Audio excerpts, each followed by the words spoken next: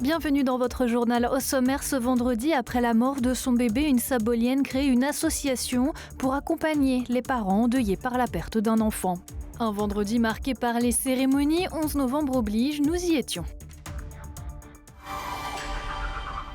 Se déplacer avec les transports régionaux coûtera plus cher en 2023. Ce vendredi, le Conseil régional a annoncé dans un communiqué devoir augmenter ses tarifs des transports. La raison, le contexte actuel entre hausse des salaires et des coûts de l'énergie. L'abonnement annuel scolaire coûtera 4 € de plus par mois. Quant au billet TER, il devrait augmenter de 6% pour les pleins tarifs. Ces modifications seront soumises au vote du Conseil en décembre prochain. Sandy Prou a perdu son petit Mathis il y a 6 ans. C'était son premier enfant, il avait 1 mois et demi. J'ai eu un accident de voiture. Je me retrouvais sur la deuxième voie d'autoroute et j'ai dû m'arrêter. Et on a été percutés à grande vitesse, à 2 reprises. Mon petit garçon est décédé d'un trauma crânien. Moi j'ai survécu pareil avec trauma crânien et œdème au poumon. Mais lui avait 1 mois et demi, donc ça l'a emporté. La maman vit alors l'impensable. Une épreuve atroce qui bouleverse totalement son existence. Son quotidien devient insoutenable et le deuil impossible. Ça démolit tout, ça emporte tout. Enfin, je crois que sur le coup, il n'y a même pas de mots.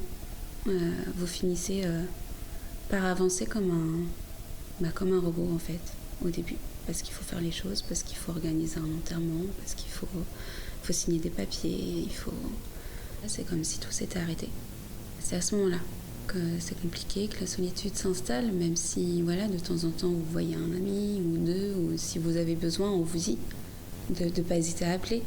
Mais en vrai, quand il arrive ça, vous fermez les portes. Et vous vous retrouvez vraiment complètement seul. Dans les années qui suivent, Sandy devient maman à nouveau, mais n'oublie jamais la souffrance du décès de son premier enfant. L'idée lui vient alors de créer une structure pour accompagner les parents dans la même situation.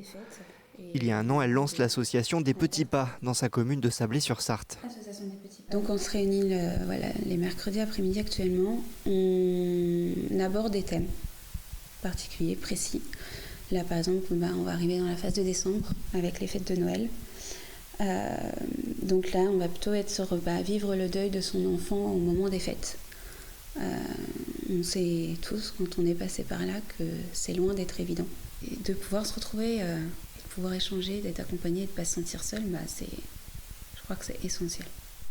L'association des Petits Pas réunit aujourd'hui des familles de Sarthe, de Mayenne et du Maine-et-Loire. Un numéro d'urgence a été mis en place pour accueillir la parole de celles et ceux qui ont perdu un enfant. La raison pour laquelle l'enfant est décédé. Au volet santé, l'épidémie de bronchiolite gagne du terrain. À ce jour, une quinzaine d'enfants sont hospitalisés au centre hospitalier du Mans. Alors la Sarthe reste moins impactée que d'autres départements par cette maladie, mais il faut noter tout de même que ces dernières semaines, le taux d'incidence a explosé. 1/4 des enfants de moins de 2 ans admis aux urgences l'étaient pour cause de bronchiolite. L'Agence régionale de santé annonce par ailleurs que le pic épidémique n'est pas encore passé. Nous devrions l'atteindre au début du mois de décembre. Le centre hospitalier du Mans rappelle qu'il ne faut pas venir directement aux urgences, mais d'abord aller voir son médecin traitant ou composer le 116 117, ou bien, en cas d'urgence, composer le 15. L'heure est solennelle. Sur la place Aristide Briand au Mans, officiels et anonymes rendent hommage aux morts pour la France. Il y a 104 ans, le 11 novembre 1918, sonnait l'armistice et la fin de 4 années de combat. La cérémonie a été l'occasion d'honorer 2 militaires morts au Mali cette année et de décorer 5 gendarmes sartois pour actes de courage et de dévouement. C'est un hommage que Jacques ne manque quasiment jamais. Après chaque cérémonie du 11 novembre, son grand-père, Paul Destournel de Constant, est lui aussi honoré.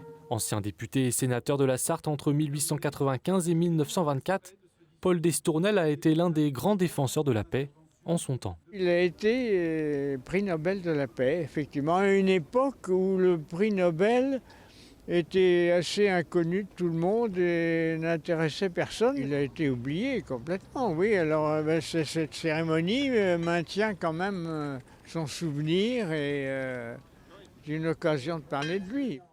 Diplomate, Paul Destournel participe à la première conférence de la Haye en 1899 et jette les bases du droit international actuel. Mais l'un de ses combats beaucoup moins connus a aussi été celui du droit de vote des femmes, au lendemain de la Première Guerre mondiale. Au moment de la sortie de guerre, la question de l'accord, de donner le droit de vote aux femmes est posée, puisque les femmes ont contribué à l'effort de guerre. Et un projet de loi est déposé à l'Assemblée donc en 1919. Il est adopté, mais il doit passer ensuite au Sénat. Et c'est à cette occasion, en 1922, que Destournel va prononcer un discours défendant ce droit de vote des femmes. Décédé en 1924, l'homme politique sartois ne connaîtra pas la postérité de ses idées. En souvenir subsiste aujourd'hui cette stèle, place des Jacobins, témoignage d'un homme en avance sur son temps. Il y avait un autre rassemblement ce vendredi 11 novembre. Il s'est tenu à Allonnes, organisé entre autres par la Libre Pensée de la Sarthe depuis une quinzaine d'années ici. C'est l'occasion d'évoquer l'absurdité de la plupart des guerres. C'est l'occasion aussi de dénoncer les politiques militaristes aujourd'hui et leurs conséquences dans de nombreux pays. Je pense à l'Ukraine, au Yémen. Et c'est devant le seul monument de la paix du département qu'il se retrouve.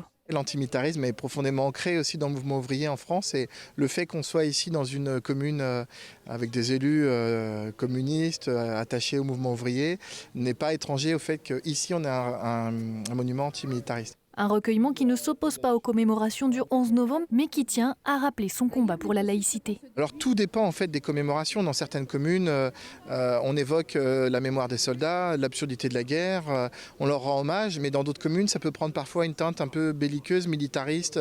Nous, on n'est pas dans une optique de glorification de l'héroïsme, on n'est pas dans une optique militariste. Donc parfois, sur certaines communes, ça prend un peu cette teneur-là. Environ une vingtaine de personnes se sont rassemblées à Allonnes.